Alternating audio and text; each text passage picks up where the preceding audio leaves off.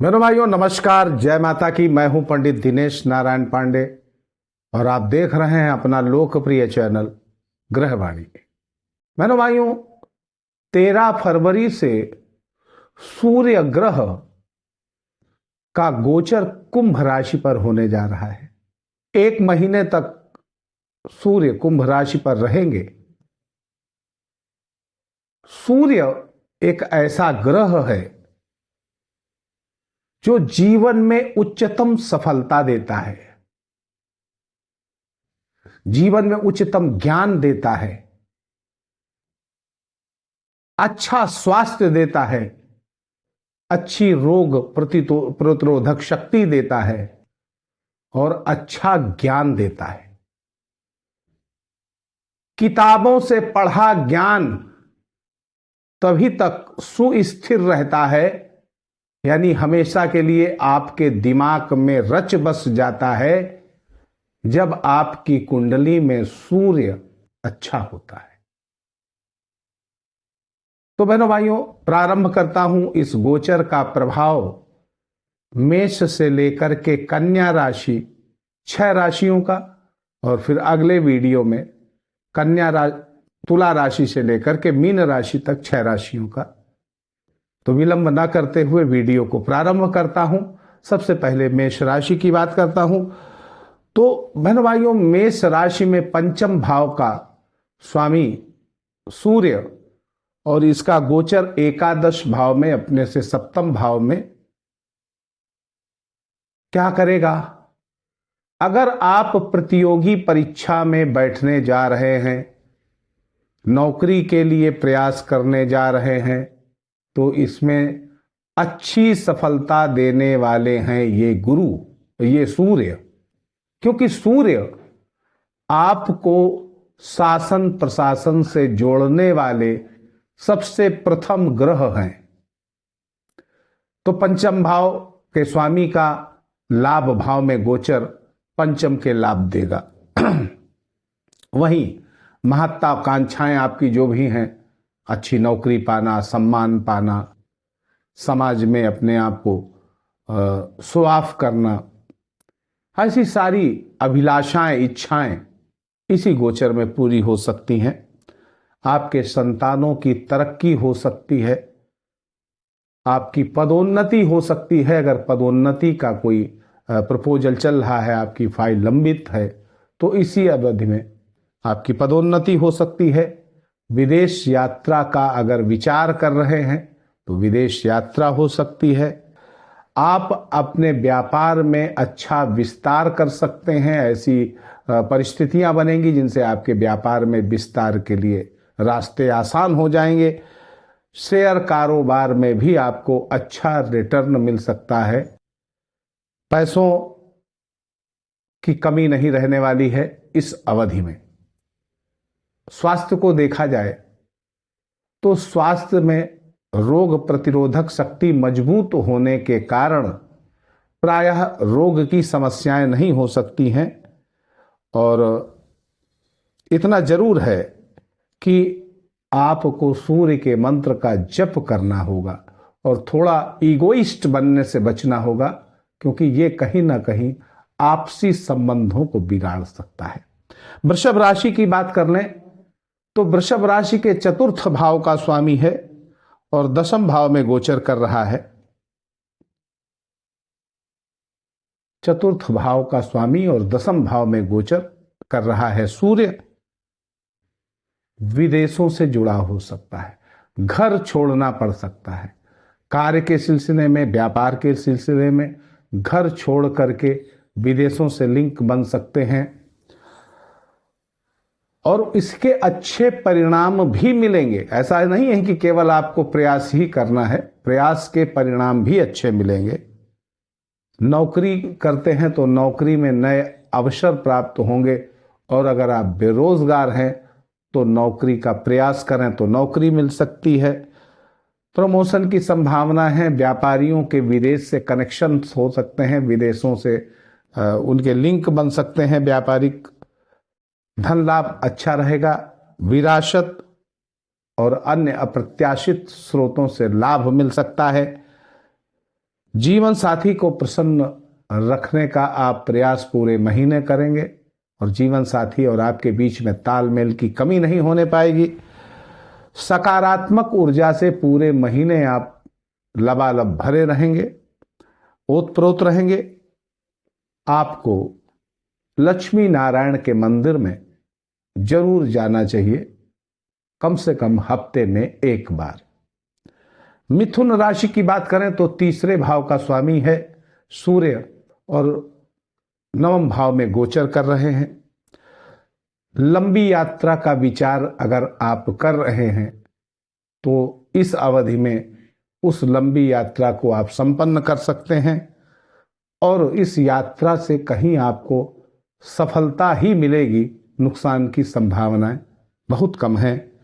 नौकरी में पदोन्नति हो सकती है, नौकरी में परिवर्तन हो सकता है। अगर आपको लगता है ये नौकरी से हम किसी दूसरी नौकरी में जाकर के ज़्यादा अच्छी स्थिति में रहेंगे तो ऐसे प्रस्ताव भी आपको इसी अवधि में मिल सकते हैं और उनको फॉलो अप करके आप उच्च शिखर पर पहुंच भी सकते हैं। भाग्य पूरा साथ देता आपको नजर आएगा।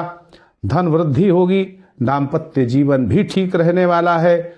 रोग प्रतिरोधक शक्ति शरीर की थोड़ा सा कमजोर होने लग जाती है इस अवधि में, तो स्वास्थ्य का विशेष आपको ध्यान रखना पड़ेगा। ओम नमो भगवते वासुदेवाय, ये द्वादशाक्षर मंत्र है भगवान श्री नारायण का। इसका आपको जप करना चाहिए। ज़्यादा समय नहीं है तो कम से कम 28 बार आपको जरूर करना चाहिए और वैसे मन में करना चाहे तो पूरे दिन कर सकते हैं।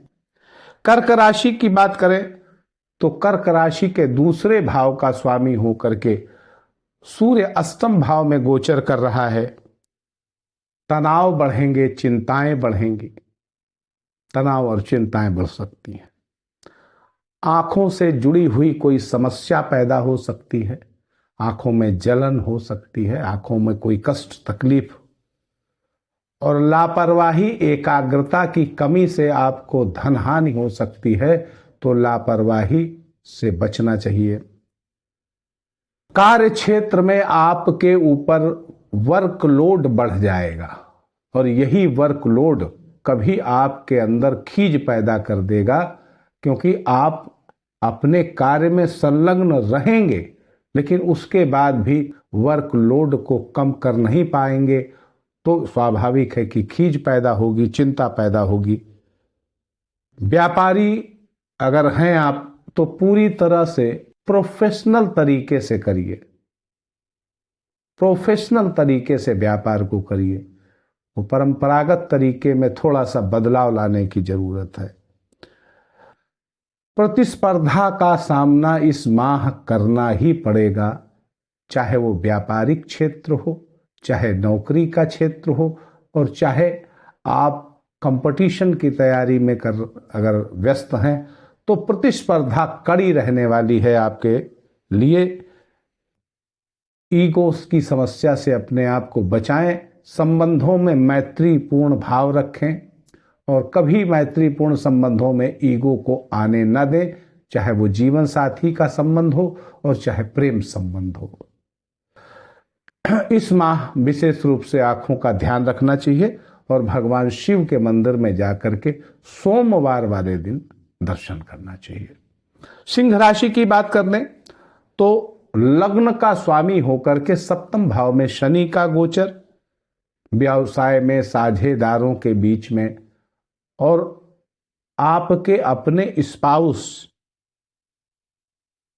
के बीच में, मित्रों के बीच में कुछ गलत फहमियां पैदा हो सकती हैं, कुछ कटुता पैदा हो सकती है और ये कटुता को दूर करने के प्रति पहले से ही सजग रहें, समझदारी का परिचय दें। नौकरी में सहकर्मियों और उच्चाधिकारियों से भी अनुकूलता बनाए रखने के प्रयास आपको अपनी तरफ से करने पड़ेंगे, काफी मेहनत करनी पड़ेगी इस विषय में। प्रोत्साहन और प्रशंसा आपको इस माह मिले ऐसा संभव मुझे नहीं दिख रहा है। आपको कर्मठ बन करके सिर्फ और सिर्फ अपने काम पर ध्यान देना चाहिए। व्यापार में उच्च मुनाफा प्राप्त करने के लिए कुछ आपको ऐसी रणनीतियां इसी माह बनानी पड़ेंगी और उसमें आप सफल भी होंगे जिससे आपको मुनाफा अच्छा मिले। आर्थिक क्राइसिस का समय हो सकता है। इस महीने आपको अपने कमिटमेंट्स को भी पूरा करना पड़ेगा। जो भी कमिटमेंट्स आपने बनाए हैं वो पूरा करने पड़ेंगे और इसके लिए थोड़ा कठिनता आपको महसूस होगी। दाम्पत्य जीवन में गलतफहमियों से बचना चाहिए। बीपी और एंजाइटी से भी बचना चाहिए। रविवार को गुड़ और चने अगर हो सके तो लाल रंग की गाय को खिलाया करिए, फायदा मिलेगा। कन्या राशि को देखें तो 12वें भाव के स्वामी होकर के 6ठे भाव में गोचर कर रहे हैं। अप्रत्याशित लाभ मिलेंगे। इसके कमिटमेंट्स आपने जो भी किए हुए हैं पीछे वो सब पूरे कर पाएंगे। नौकरी में आप बड़ा अपने आप को आनंदित महसूस करेंगे, संतुष्ट महसूस करेंगे और कामयाबी भी मिलेगी। अगर आप किसी प्रतिस्पर्धा में हैं तो सक्सेस भी आप होंगे। जीवन साथी का सहयोग मिलेगा। व्यापार में तरक्की होगी, बढ़ोतरी होगी, मुनाफे में बढ़ोतरी होगी। स्वास्थ्य भी अच्छा रहने वाला है। सकारात्मक ऊर्जा से पूरे माह आप ओतप्रोत रहेंगे। मैंने भाइयों, ये रहा सूर्य के गोचर का प्रभाव आपकी जन्म राशि पर। कुछ परिवर्तन तब होता है जब आपके जन्म कुंडली में दशाओं और अंतरदशाओं का जो योग चल रहा होता है उससे। अब कुंडली में अगर पॉजिटिव चंद्र सूर्य है तो बेहतर परिणाम और अच्छे मिलते हैं और नेगेटिव सूर्य है तो परिणाम थोड़े कम मिलते हैं। आपके सुखमय भविष्य की मंगल कामनाओं के साथ एक बार फिर प्रेम से बोलिए जय माता की।